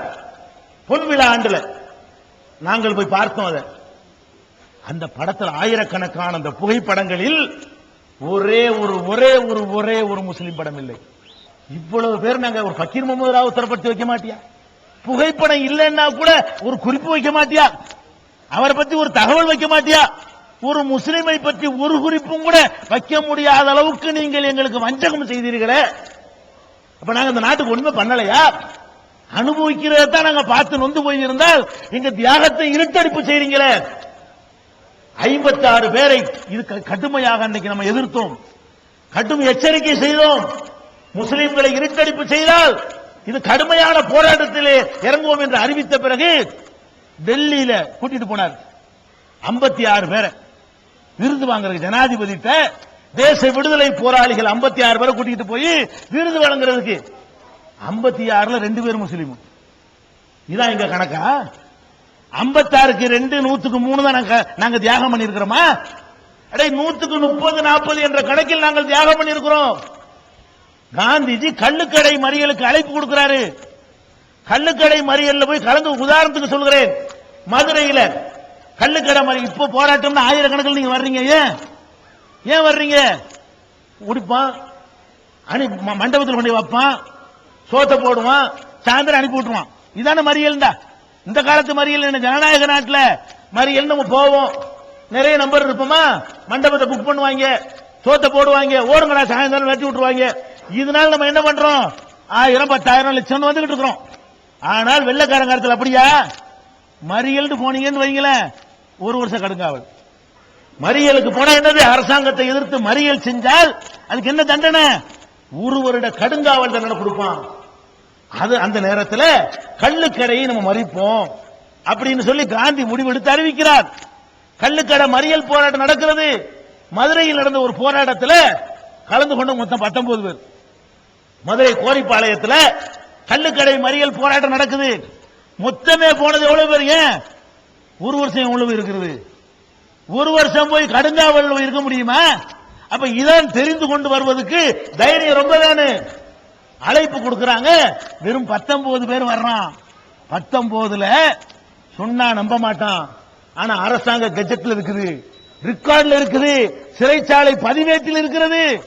19 பேரில் 10 பேர் முஸ்லிம். எங்க சதவீதம் எப்படின்னு பாத்தியா? கள்ளுக்கடைய மறியல் செஞ்சு 1 வருஷத்துக்கு தயார், 1 வருஷ கடுங்காவலுக்கு தயார் என்று அழைப்பு கொடுத்தவர் காந்தி. நீ போயிருக்கணும்ல, எங்களுக்கு இடஒதுக்கீடு கொடுக்க கூடாதுன்னு சொல்றிய, நீ ஏன் போகல? அதுல வாஜ்பாய்கள் எத்தனை, நாங்க எத்தனை? 19க்கு 10ன்னா நாங்க 50க்கு மேல இல்லையா? அப்ப தியாகத்தில் நாங்கள் 50க்கு மேல, உரிமையில் 2, 1, 3. இதான் கேள்வி. இதுக்கு நேற்று இந்த நிலை விளங்குதா உங்களுக்கு? நேற்று நம்ம நிலைமை என்ன? அடி வாங்குறதுல நம்ம, உதவாங்க நம்ம, பணத்தை அள்ளி கொடுக்க நம்ம, தியாகம் பண்ண நம்ம. அட வாவுசியை பிடிச்சி ஜெயில போட்டுவிட்டான். கிளர்ச்சியில இறங்குறாங்க மக்கள்லாம். முஸ்லீம் தான் இறங்குறான், சுட்டு தள்ளுறான் வெள்ளக்காரன் போலீஸ். அதுல யாசின் ஒரு முஸ்லீம் கொல்லப்படுறான். கப்பலோட்டிய தமிழன் இருக்கார வாவுசி, அவரை பிடிக்கும் பொழுது கூட களத்தில் இறங்கி செத்தது நாங்க. அப்ப எல்லாமே நம்மளை அனுபவித்துக் கொண்டு, கருவேப்பலை மாதிரி அனுபவித்துக் கொண்டு தூக்கி எறிகிறாங்களே, அந்த வரலாறு துரோக வரலாறை நம்ம பார்க்கிறோம். அதே மாதிரி காந்தி சொல்றாரு சுதேசி. சுதேசினா என்ன? வெளிநாட்டு பொருளை யூஸ் பண்ணாதே. அப்ப சுதேசினா என்ன? நம்ம நாட்டில் தயாரிக்கப்பட்டதை நம்ம யூஸ் பண்ணணும். ஒரு பையனும் ஒத்துக்கிற மாட்டேங்கிறான் காந்தி சொன்னதை. ஏன்? நம்ம நாட்டு இது மற்றவன் அவனே நினைக்கிறான். ஒரு துணிமணி எடுத்துக்கொண்டால் கூட அது வெளிநாட்டிலிருந்து இறக்குமதி செய்யப்பட்டு வந்தால் தான் தரமானது, உள்நாட்டில் கைத்தறியில செஞ்சால் மட்டமானது நினைக்கிறான். அந்த நேரத்தில் காந்தி முகமது அலி ஜவுஹர் வீட்டுக்கு போறார். முகமது அலி ஜவுஹர் யாரு? அன்றைக்கு கிலாபத் இயக்கத்தை துவக்கி வெள்ளையர்களுக்கு சிம்ம சொப்பனமாக திகழ்ந்தார்களே 2 சகோதரர்கள், அலி சகோதரர்கள் என்று பெயர் எடுத்த முகமது அலி, ஷவுகத் அலி, அந்த சகோதரருடைய வீட்டுக்கு காந்தி போறாரு. முகமது அலி ஜவுஹருடைய அம்மா கையினால் தயாரித்த ஒரு ஆடையை, கதர் ஆடைங்கிறான கதர் ஆடையை தயாரித்து அதை காந்திக்கு போத்தி, இதை கதர் ஆடையாக நீங்கள் ஏற்றுக்கொள்ளுங்கள் சொல்றாங்க. கதர்னா என்னன்னு உங்களுக்கு தெரியுமா? இன்னைக்கு கதர் கதருங்கிறான, கதருங்கிற வார்த்தையை நம்ம சொன்னது. நீங்க கூட ரமலான் மாசத்துல ஒரு இரவு இருக்குத, என்ன இரவு? 1000 மாசத்தை விட சிறந்தது. அதுக்கு என்ன பேரு? கதர் இரவு. லைலத்துல் கதருங்கிறீங்கல்ல, கதர் என்றால் மகத்துவம், மகத்துவமிக்க இரவு என்று சொல்லி சொல்றோமே. அப்ப எல்லாரும் இந்த உள்நாட்டு தயாரிப்பை கேவலம் நினைச்ச நேரத்தில் முகமது அலி ஜவுஹர் சொல்றாரு, இது கேவலம் இல்லை, இது கதர், இது மகத்துவமிக்கது, நம்ம கையால் தயாரிச்சது, இதைத்தான் பொன்னாரையா போத்தணும், வெளிநாட்டு தயாரிப்பை தொடமாட்டோம்னு சொல்லி இதை கதராக வைத்துக் கொண்டு சொன்ன உடனே காந்திய கதராடைன்னு பேர் வைக்கிறார். அதுக்கு எதுக்கு? அந்த ட்ரெஸ்ஸுக்கு பேரே கதராகி போச்சு. கதர் சட்டைங்கிறானே, அட கதருங்கிற ஒரு மெட்டீரியல், அது கதருங்கிற ஒரு பஞ்சா, ஒரு நூலுக்கு பேரா? கதருங்கிறது எங்க மதத்தில் ஒரு புனிதமிக்க ஒரு சொல்லு. புனிதமானது, பரக்கத்தானது, சிறந்தது, மகத்துவம் மிக்கது. அப்ப சுதேசி பொருள்கள் தான் மகத்துவம் மிக்கது என்ற சிந்தனையை விதைத்தது கூட நாங்கள். இப்படி என்ன ஒரு போராட்டத்தை அறிவிச்சாலும் எல்லாத்திலையும் முன்னாடி வந்து நின்று கொண்ட சமுதாயம் எது? நம்ம பண்ணியிருக்கிறோம். இந்த இதுலயும் நாமலாம் வந்து நின்றோம். அதை விட முக்கியமானது ஒன்று சொல்ல வேண்டும். இந்த வெள்ளக்காரனை எதிர்ப்பதற்காக வேண்டி காந்தி தலைமையில் உள்ளவங்க அறிவிக்கிறாங்க, நம்ம ஒத்துழையாமை இயக்கம் நடத்தணும். ஒத்துழையாமை இயக்கம்னா என்ன? இந்த வெள்ளக்காரன்ட்ட வேலை பார்த்தா வேலையை விட்டுருங்க, வெள்ளக்காரன்ட்ட படிச்சா படிப்பை விட்டுருங்க, வெள்ளக்காரனுடைய பட்டங்கள் ஏதாவது தந்தா அதை விட்டுருங்க அப்படிங்கிறாங்க. ஒரு பயல் விட மாட்டேன்ட்டான். ஒத்துழையாமை இயக்கம் சொல்லி எல்லாத்தையும் விட சொல்றாரு காந்தி. காந்தி தலைமையில் உள்ள போராட்டக்குழு சொல்லுது, எதை விட சொல்லுது? வெள்ளக்காரன் உனக்கு பழைய மாஜிஸ்ட்ரேட் ஆக்கி இருக்கிறானா, ராஜினாமா பண்ணு. கௌரவ மாஜிஸ்ட்ரேட்டா, ராஜினாமா பண்ணு. சர் பட்டமா, ராஜினாமா பண்ணு. ராவ் பகதூர் பட்டமா, அதை ராஜினாமா பண்ணு அப்படிங்கிறாரு. சம்சுல் உலமா பட்டமா, ராஜினாமா பண்ணு. கான் சாஹிப் பட்டமா, ராஜினாமா பண்ணு. இப்படின்னு என்னென்ன வேலைகள் உனக்கு தரப்பட்டிருக்கிறதோ வெள்ளக்காரன்ட்ட அவ்வளவையும் தூக்கி எறிஞ்சிட்டு உனக்கு ஒத்துழைக்க மாட்டோம்னு சொல்லுங்கிறார். யாரு? காந்தி சொல்றாரு. இதை யாரு கேட்டிருக்கனே? காந்திக்கு செலவு வைக்கிறவன் கேட்கணும்ல, காந்திக்கு விழா கொண்டாடுறவன் கேட்கணும்ல, காந்தி தேசத்தந்தை என்று சொல்லி அவரை வந்து பாராட்டிக்கிட்டு இருக்கிறான அவன் கேட்கணும்ல. கேட்டான எவனாச்சு? அடே, காந்தி அறிவிச்ச இந்த ஒத்துழையாமை இயக்கத்தினுடைய பிரகடனத்தை கேட்ட சமுதாயம் எது? அவ்வளவு நம்ம ஆட்களா வெளியே வந்தாங்க. காந்தி ராஜினாமா பண்ணுன்ற உடனே யாரு பண்ணல? ராமகோபாலன் வகையராக்கள் பண்ணவில்லை. இந்த நாட்டை ஆண்டு அனுபவித்து ருசித்துக் கொண்டிருக்கிறார்களே இவர்கள் பண்ணவில்லை. யார் பண்ணணும்? படிச்சுட்டு இருந்தவன்லாம் வெளியே வர்றான், பதவியில் இருந்தவன்லாம் வெளியே வர்றான், கல்லூரி விட்டு வெளியே வர்றான். ஒரு உதாரணத்துக்கு உங்களுக்கு புரிஞ்சுக்கிறதுக்காக சொல்றேன். நம்ம காகிதம் இல்லத்து கேள்விப்பட்டிருக்கிறீங்கல்ல? முஸ்லீம் லீக்குடைய சுதந்திர இந்தியாவில் முஸ்லீம் லீக் இரண்டாக பிரிந்த பிறகு இந்தியாவில் உள்ள முஸ்லீம் லீக் தலைமை தாங்கியவர் யாரு? காகிதம் இல்லத் முகமது இஸ்மாயில் சாஹிப். அவர் வரலாறு என்ன? அவர் படித்துக் கொண்டிருக்கிறார் பாளையங்கோட்டையில். அப்ப எல்லாத்தையும் வெளியே வாழ்ந்த உடனே நாட்டுக்காக வேண்டி பாதியிலே படிப்பு விட்டு வர்றார். எல்லாம் எம்ஏ பிஎன் படித்தவர்களா வந்தார்களே, நாங்க மட்டும்தான் ஒண்ணுமில்லாம வெளியே வந்தோம். காந்தி அறிவிக்கிற நேரத்தில் எல்லாம் படிச்சான்.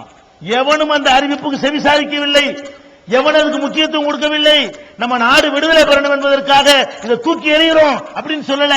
கணக்கு பண்றான். எப்படி நம்ம படிப்போம், இவங்க எல்லாம் போகட்டும், அதை சேர்த்துக்கிட்டு படிப்போம், அந்த வேலையை சேர்த்து வாங்கிக்கிறோம். அதனுடைய விளைவு என்னாச்சு தெரியுமா? நாடு விடுதலை அடையுது. விடுதலை அடையும் பொழுது வெள்ளக்காரன் ஒரு அக்ரிமெண்ட் போடுறான். என்ன அக்ரிமெண்ட்? எங்கள்கிட்ட எவன்லாம் வேலைக்கு இருந்தானோ அந்த துரோகிக்கெல்லாம் நீ வேலை கொடுக்கணும். எதனால தொடர்ச்சியா வேலையில் இருக்காங்க விளங்குதா உங்களுக்கு? அடே, வெள்ளக்காரங்காலத்தில் நாங்க வேணான்னு போதுட்டோம், வேணும்னு எடுத்துக்கிட்டு இருந்தானே யாரு? இந்த ராமகோபாலன் வகைராக்கள். இவங்க எல்லாத்தையும் அனுபவிச்சுக்கிட்டு இருக்கிறான். வெள்ளக்காரன் போகும்போது என்ன பண்ணிட்டான் தெரியுமா? சுதந்திரம் தருவோம், எங்கள்கிட்ட குமாஸ்தா இருந்தவன் ஓன்டையும் குமாஸ்தா வச்சுக்கிறணும், எங்கள்கிட்ட ராணுவ வீரனா இருந்தவன் நீனும் வச்சுக்கிறணும், எங்க பள்ளிக்கூடத்தில் வாத்தியார் இருந்தோம் நீனும் வாத்தியாரா போட்டுக்கிறேன். இப்படின்றதுனாலதான் அடிமை இந்தியாவுலையும் அவன் தான் அனுபவிச்சான், சுதந்திர இந்தியாவுலையும் அவன் தான் அனுபவிச்சான். பாயிண்ட் வழங்குதா? அதுக்கப்புறம் வாரிசு வச்சான், வாரிசு வச்சான், வாரிசு வச்சான். 10 தலைமுறையா படிக்கிறான், 5 தலைமுறையா படிக்கிறான், 3 தலைமுறையா படிக்கிறான். உங்கது என்ன? காந்தி சொன்னார் உடனே எல்லாருக்கும் இருக்க வேண்டிய அக்கறை உனக்கு இருக்க வேண்டியதான, உனக்கு என்ன கூட? அட, எல்லாரும் மாதிரி தலையாடிட்டு போக வேண்டியதானடா. உன் அப்ப மாட்டேன் என்ன? நடிக்க தெரியாத சமுதாயமா போயிட்டோம். நமக்கு தெரியாது. விசுவாசத்துல நம்மள மாதிரி ஒரு சமுதாயம் இருக்குதா? விசுவாசத்துல நன்றி செலுத்துவதில், ஒருத்தனை நேசிச்சு அப்படி நேசிப்பதில் ஒரு இயக்கத்தை வளர்ந்த திமுக ஆரம்பிச்ச காலத்தில் ஊர்ல திமுக பின்னி எடுத்து போடுவாங்க. முஸ்லீம் தான் இருந்தான், முஸ்லீம் தான் இந்த கட்சியை வளர்த்தான். வளர்க்கிற வரைக்கும் தான் நம்ம தேவைப்பட்டமே தவிர அதுக்கப்புறம் தூக்கி எறிஞ்சிட்டாங்க. அப்ப எல்லாத்திலையும் போய் போய் நிற்பான், போய் போய் உசுர கொடுப்பான், போய் போய் பாடுபடுவான், ஓவராவே போவான். இப்பதான் நம்ம தலைமையில நீங்க வாங்கப்பா, முஸ்லீம் தலைமையில முஸ்லீம் வாங்கப்பான்னு அழைக்கக்கூடிய நிலைமை. அன்னைக்கு நம்பி நம்பி போனது விளைவு என்ன? நம்ம ஆள்க ஆங்கிலம் படிக்கிற ஹராம் தான். யாரு? நம்ம அப்பம் பாட்டேன் காந்தி வந்து படிக்க வேண்டாரு. உங்களுக்கு தேசபக்தி முத்தி போய் ஆங்கிலம் படிக்காத ஹராம், பேண்ட் போடாத ஹராம், கிராப் வெட்டாத ஹராம், இப்படின்னு சொல்லி வெள்ளக்காரன் செய்யற எல்லாத்தையும் ஹராம் ஹராம்னு சொன்ன உடனே எல்லாத்தையும் விட்டு வெளியே வந்து அவன் எடுத்துக்கிட்டு இன்னைக்கு நம்மள சந்தில விட்டு நிக்கிற நிலைமை 100க்கு 2, 100க்கு 3, 100க்கு 4 ஆக்கிட்டானா? அப்ப நம்ம எதுக்கு இதை நான் உங்களுக்கு சொல்ல வர்றேன் என்று கேட்டால், அன்றைய தினத்தில் நீங்க எடுத்து பார்த்தீர்களே, ஆனால் இந்த சாத்வீகமான போராட்டத்தை எடுத்துக்கொண்டாலும், உண்ணாவிரதமா இருந்தாலும் சரி, இந்த நீலன் சிலையுடைய உடைப்பா இருந்தாலும் சரி, கொடியை காக்கிற போராட்டமா இருந்தா, திருப்பூர் குமரன் கொடிகாத்த குமரன், அடே ஒரு கொடிகாத்த குமரன், இதே மெட்ராஸ்லயே அப்துல்லாண்டு ஒருத்தன் கொடிகாத்து உசுர விட்டுருக்கான். அவன் வரலாறு எங்க? அவன் கொடிகாத்தவன் இல்லையா? அப்ப தேசத்தினுடைய கொடியை தெருவில் கொண்டு போக கூடாது என்று உத்தரவு போட்டதற்காக கொண்டு போவேன் என்று சொல்லிட்டு கொடியை தூக்கி சுமந்த போராட்டத்தில் எங்க சமுதாயத்துக்காரன் 15 பேர் இருக்கிறான். அப்ப தேசத்தினுடைய கொடியை தெருவில் கொண்டு போக கூடாது என்று உத்தரவு போட்டதற்காக கொண்டு போவேன் என்று சொல்லிட்டு கொடியை தூக்கி சுமந்த போராட்டத்தில் எங்க சமுதாயத்துக்காரன் 15 பேர் இருக்கிறான். நீ பள்ளிக்கூடத்து புஸ்தகத்துல கொடிகாத்த குமரன்கிற ஒரே ஒரு ஆஸ்துறைய ஒருத்தன் கொலை செஞ்சான். அவன் உயர் சாதிக்காரன். அவன் ஒருத்தன் தான் எனக்கு தெரிஞ்சு ஏதோ தியாகம் பண்ணவனா தெரிகிறான், வாஞ்சிநாதன்கிறவன். அதுக்காக என்ன பண்ணாங்க? அந்த மணியாச்சியை சேர்ந்த வீர வாஞ்சிநாதன் சொல்லுவாங்க இல்லையா, அவன் ஆஸ்துறைய கொள்றான். ரயில்ல வந்திருக்கிற ஆசி என்ற ஒரு கலெக்டரை அவன் துப்பாக்கினால சுட்டு கொள்றான். அதுக்காக வேண்டி இந்த ஸ்டேஷனுக்கு மணியாச்சின்னு வச்சாங்க. அவனுக்கு நினைவு சின்னம் போட்டாங்க. அவன் பேர்ல பாடப்புத்தகம் எழுதினாங்க. அடே, இந்த வேலையை நாங்க எத்தனை பேர் செஞ்சிருக்கோம் தெரியுமா? வெள்ளக்காரன் சுதந்திர போராட்ட காலத்துல தலைமறை வாழ்க்கை வாழ்ற அளவுக்கு நசுக்குன ஒருத்தன் யாருன்னு கேட்ட அமீர் கான் 1837 சுதந்திர போராட்டத்திற்காக தீவிரமா இறங்கினவன் யாரு? அமீர் கான்கிறவன். அவனை நாடு கடத்தினான் வெள்ளக்காரன். அவனுக்கு துணையா இருந்ததற்காக அப்துல்லாங்கிறவனுக்கு தூக்கு தண்டனை கொடுக்கிறான், கைது பண்ணி. நீதிமன்றத்தில் வழக்கு வருது. தூக்கு தண்டனை கைதியா இருக்கிற அப்துல்லா என்ன வேண்டாலும் செய்வாங்க என்று அஞ்சாம இந்த வெள்ளக்கார நீதிபதியை பாஞ்சு கோர்ட்ல போய் பாஞ்சு கழுத்தை நெரிச்சு அங்கனுக்குள்ளே காலி பண்றான். இது நீ ஆஸ்துறைய துப்பாக்கியில சுட்டு கொண்டானே, கொண்டு ஓடுனானே, அது மாதிரியா? அடே, துண்டுங்கிற பிச்சு எரிஞ்சிருவாங்க. அப்படி தெரிஞ்சு இருந்தும் கூட அங்க போய் செஞ்சான் அப்துல்லா. அவன் எங்கடா? அவனை பத்தின வரலாறு எங்க? காணா. மணிமொழி மௌலானாவுடைய வரலாறு எங்க? மதுரை மௌலானா கேள்விப்பட்டிருக்கிறீங்களா? வெள்ளக்காரன் காலத்துல கூட்டம் போட முடியாது, ஜனநாயகம் இல்ல. அவர் மாதிரி ஒரு அனல் பறக்கிற பேச்சாளர் யாருமே கிடையாது. அப்படி ஒரு பேச்சாளர். அவர் திடீர்னு வருவாரு, மதுரை மௌலானா பேசுறான்னு திடீர்னு கூட்டம் கூடிரும். காமராஜர் வந்து மதுரை மௌலானா பேசுறாருன்னா அதை கேட்க ஓடி வந்துருவாரு கடை அடைச்சிட்டு. காமராஜர் உண்டாக்குனது மதுரை மௌலானா. அவரெல்லாம் எங்க? மணிமொழி மௌலானா எங்க? அல்ஹாஜ் தாவூது பாஷா எங்க? எத்தனை பேர் இந்த நாட்டினுடைய விடுதலைக்கு நாங்கள் பாடுபட்டு இருக்கிறோம். அவ்வளவு இருட்டடிப்பு செய்துவிட்டு நம்மளை வந்து 2ஆம் தர 3ஆம் தர 4ஆம் தர குடிமக்களாக ஆக்கி எங்களை தள்ளி வைத்திருக்கிறீர்கள். இன்னைக்கு எங்க நிலைமை என்ன? உயர்கல்வி கற்கிற வாய்ப்பை எடுத்துக்கொண்டால், வேலை வாய்ப்பை எடுத்துக்கொண்டால், பொருளாதார நிலையை எடுத்துக்கொண்டால் நம்ம எங்க இருக்கிறோம்? மற்ற எல்லா சமுதாயத்தை விடவும் அதுல பாதாளத்தில் நம்ம வீழ்ந்து கிடக்கிறோம். இன்னைக்கு வறுமை கோடுங்கிறான். வறுமை கோடுனா என்ன? ஒரு மனிதன் தன்னுடைய ஒரு மாச செலவுக்கு 160 ரூபாய், ஒரு நாளைக்கு 5 ரூபாய் வைங்க, ஒரு மாத செலவுக்கு ஒரு மனுஷனுடைய ஒரு மாத செலவுக்கு 160 ரூபாய்க்கு கீழே செலவழிக்கிறவன் அவன் தான் வறுமை கோட்டு கீழே உள்ளவன். அதான் 160 ரூபாய் தான் அவனுக்கு உள்ள வருமானம். அதுலதான் திங்கணும், அதுலதான் உடுத்தணும், அதுலதான் படிக்கணும், அதுலதான் மருத்துவம் பார்க்கணும். இப்படி எல்லா தேவைகளுக்காகவும் சராசரியாக ஒரு மாசத்துக்கு 160 ரூபாய் சம்பாதிக்க முடியாம இருக்கிறான அவன் தான் வறுமை கோட்டு கீழே உள்ளவன். இன்னைக்கு என்ன நிலைமை? ஒவ்வொரு கட்டத்திலையும் அந்த வறுமை கோட்டை எடுத்து போடுறான். மற்ற சமுதாயங்கள் எல்லாம் வறுமை கோட்டுக்கு கீழே 8% இருந்தால் நாங்கள் 40% இருக்கிறோம். மற்றவன்லாம் 100க்கு 8 பேர் தான் இந்த நிலையில் இருக்கிறானா. முஸ்லீம் எவ்வளவு இருக்கிறோம்? 100க்கு 40. 100க்கு ஒவ்வொரு ஸ்டேட்ல ஒவ்வொரு மாதிரி ஆவரேஜா 100க்கு 40 வரணும். அப்ப 100 இருந்தா 100 பேர் இருந்தான்னு சொன்னா முஸ்லீம்ல 40 பேரு 160 ரூபாய் இல்லாதவன். மாசத்துக்கு ஒரு நாளைக்கு 5 ரூபாய் சம்பாதிக்க முடியாதவன். மாசம் 100 ஒரு நாளைக்கு எவ்வளவு? 5 ரூபாய் தானே. அப்ப மாசம் 160 ரூபாய் என்றால் ஒரு நாளைக்கு 5 ரூபாய்க்கு வக்கு இல்லாதவர்களாக இருக்கிற சமுதாயம் எது? ஆதிக்கு நெருக்கி இருக்கிறமடா. 100க்கு 40 இருக்கிறவ. இதுக்கு என்ன காரணம்? இதுக்கு தான் கோடி கோடி அள்ளி கொடுத்தோமா? இதுக்கு தான் கப்பல் வாங்கி விட்டோமா? இதுக்கு தான் ரத்தம் சிந்தனமா? இதுக்கு தான் பள்ளி வாசல்களை எல்லாம் கூட எங்களுடைய பிரச்சார கேந்திரமா பயன்படுத்தணுமா?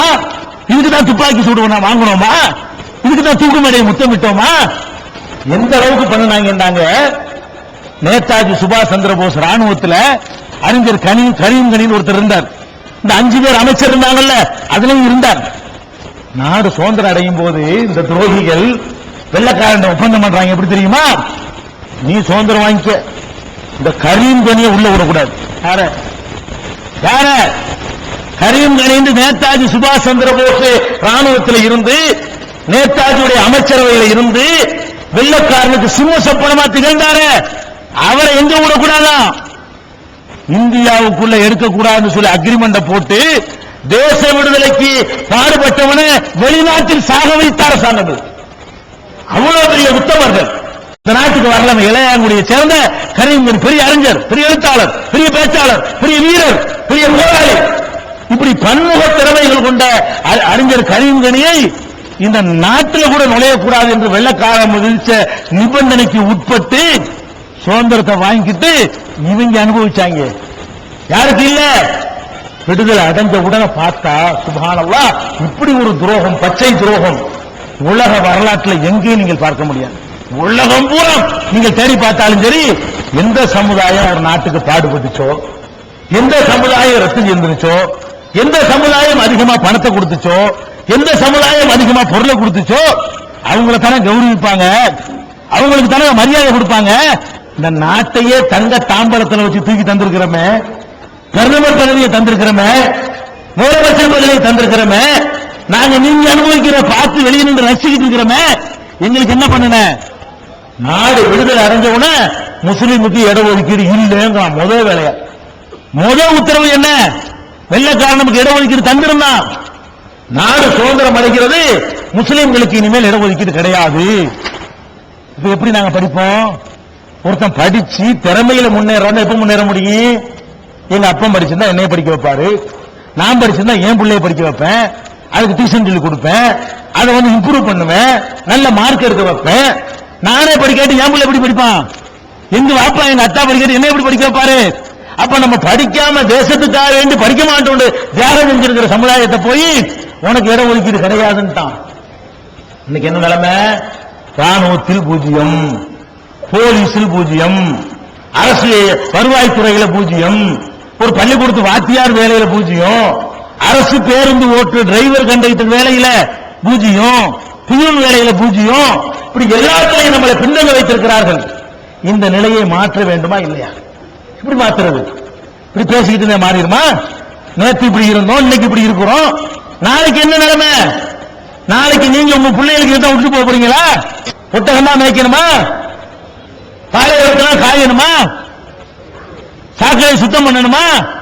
முனிசிபாலிட்டி வேலை செய்யணுமா? உங்க பிள்ளைகள்லாம் அதான் பண்ணிட்டு இருக்கான். இன்னைக்கு நம்முடைய பிள்ளைகள் அதான் பண்ணிட்டு இருக்கிறான், நம்முடைய அப்பா அதான் பண்ணிட்டு இருக்கிறான், நம்முடைய அண்ணன் தம்பி அதான் பண்ணிட்டு இருக்கிறான். இந்த நாட்டில் வெறுமனே அற்பத்தில் மற்பமா இருக்கிற வேலையை நம்ம செஞ்சுட்டு இருக்கிறோம். இதைத்தான் உங்களுடைய சந்தைகளுக்கு நீ விட போறியா? இதான் கேள்வி. இப்படிப்பட்ட நிலையில தான் உன் பிள்ளை இருக்கணுமா? இன்னைக்கு நம்ம எடுத்திருக்கிற கோரிக்கை இருக்கு, நமக்கு இல்ல. நாம் படிக்க போறோம், இன்னைக்கு படிக்க போறீங்களா? இதுல யாருக்கும் இல்ல. இவன் எப்ப தரப்போறானோ அப்ப படிக்க போறது யாரு? உங்க பிள்ளைகள், இல்லைன்னா உங்க பேர பிள்ளைகள், உங்களுடைய எதிர்கால தலைமுறை. அப்ப நம்ம என்ன நினைக்கிறோம்? நம்ம அப்பன் பாட்டன் காலத்தில் பேசாம இருந்தால் அதுக்கு நியாயம் இருந்தது, ரோட்ல இறங்காமல் இருந்தால் அதுக்கு நியாயம் இருந்தது. ஏன் பாகிஸ்தானுக்கு போடான்ட்டாங்க? அந்த நிலைமை இருந்தது. அபுல் கலாம் ஆசாத்துக்கு அந்த பயம் இருந்தது, அந்த பீதி இருந்தது. இன்னைக்கு அது இருக்கா உனக்கு? மேடை போட்டு வாஜ்பாய் கிழிக்க முடியுதுல? அப்ப அப்படிப்பட்ட ஒரு நேரத்தில் நீங்கள் போராட தவறினால், உங்க பிள்ளைகள் சந்தி சிரிக்க கூடாது என்பதில் அக்கறை செலுத்த தவறினால், இதே மாதிரி நம்மளை திட்டுவான் நம்ம பிள்ளைகள். நம்மளாவது அவங்களை மன்னிக்கிறோம். யார? நம்ம முன்னோர்களை. ஏன் முடியல? என்ன செய்வாங்க? உங்களை மன்னிக்க மாட்டான். ஏன்? கேட்கிற இடத்துல இருக்கிறீங்க. இன்றைக்கு நம்ம பார்க்கிறோம் இடஒதுக்கீடுங்கிற இந்த கோரிக்கையை. தனி இடஒதுக்கீடு தான் இதுக்கு தீர்வு. 540 எம்பிக்கள் 108 பேர் போகணும்னா 108 தொகுதி ரிசர்வ் ஒதுக்கணும். என்ன கேட்கணும் விளங்கிக்கணும். தனி இடஒதுக்கீடுனால என்ன நிறைய பேருக்கு விளங்கல. தனி இடஒதுக்கீடு விளங்குது உங்களுக்கு? இப்ப 540 தொகுதி இருக்குங்க. எல்லா தொகுதியிலையும் நம்ம மைனாரிட்டியா இருக்கிறோம். திமுகவே உங்களை நிப்பாட்டினா ஜெயிக்கலுமா? உங்களுக்கு முடியாது. அதிமுக உங்களை நிப்பாட்டினா 540 ஜெயிக்கலுமா? காங்கிரஸ் சீட்டு கொடுத்தா ஜெயிச்சிடலுமா? ஏன்? ஓட்டு போடுறது மைனாரிட்டியா இருக்கிறீங்க. ஒவ்வொரு தொகுதியிலையும் 10% இருப்ப, 20 இருப்ப, 20 மட்டும் ஓட்டு போட்டு உனக்கு ஜெயிக்க இயலுமா? அப்ப ஜெயிக்கிறதாக இருந்தால் நம்ம என்ன கேட்கிறோம்? தலித்துகளுக்கு ரிசர்வ் தொகுதி என்று வைத்திருக்கிறீர்கள். ரிசர்வ் தொகுதினா என்ன? ரிசர்வ் என்று சொல்லப்பட்ட தொகுதியில தலித்து மட்டும்தான் போட்டியிட முடியும்.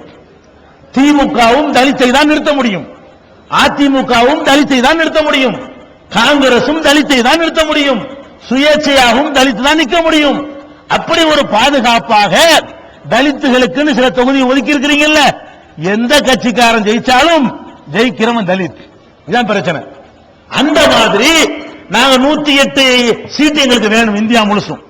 108 பாராளுமன்ற தொகுதியை முஸ்லீம் ரிசர்வ் என்று அறிவி. நம்ம கோரிக்கை என்னன்னு விளங்கிக்கிறேன். 108 நாடாளுமன்ற தொகுதியை தமிழகத்தில் உள்ள 39 நாடாளுமன்ற தொகுதிகள்ல 4 தொகுதியை இது முஸ்லீம் ரிசர்வ் போடும். அந்த நாளில் முஸ்லீமை தான் அனைவரும் நிறுத்த வேண்டும். ரிசர்வ் ஒதுக்கிவிட்டால் வேற ஒருத்தன் போட்டியிட இயலாது. தலித் ரிசர்வ் வச்சிருக்கிற மாதிரி முஸ்லீம் ரிசர்வ் வையி.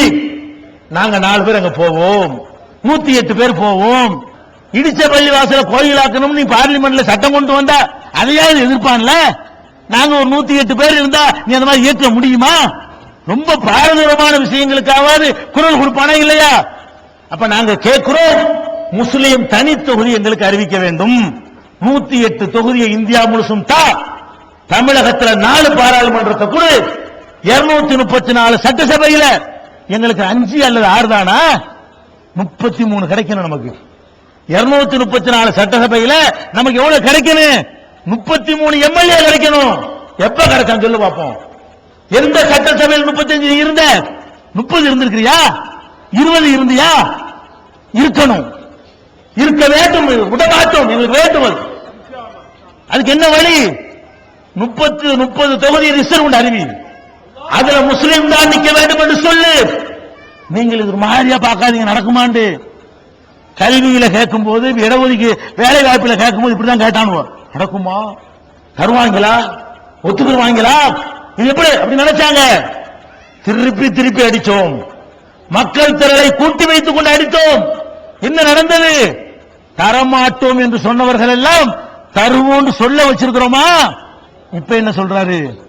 கண்டிப்பா தருவோம், பெற்றே தீர்வோம், தேர்தல் சொல்லி இருக்கிறோம், மத்திய அரசு கடிதம் எழுதியிருக்கிறோம், எப்படி சட்டத்தை போடுவோம் சொல்லவா வச்சிருக்கோமா இல்லையா? கொடுக்கிறதே பாவம் சொல்லிக்கிட்டு இருந்த நீங்க, கொடுக்கிறதே தப்புன்னு சொல்லிக்கிட்டு இருந்த நீங்க, பார்க்கிறவர்கள் சொன்ன மாதிரி இப்பதான் ஆட ஆரம்பித்திருக்கிறது. அசைமாட்டு சொன்னதை அசைச்சிட்டோம். அடுத்து புடிங்கி போட வேண்டியதான் பாக்கி.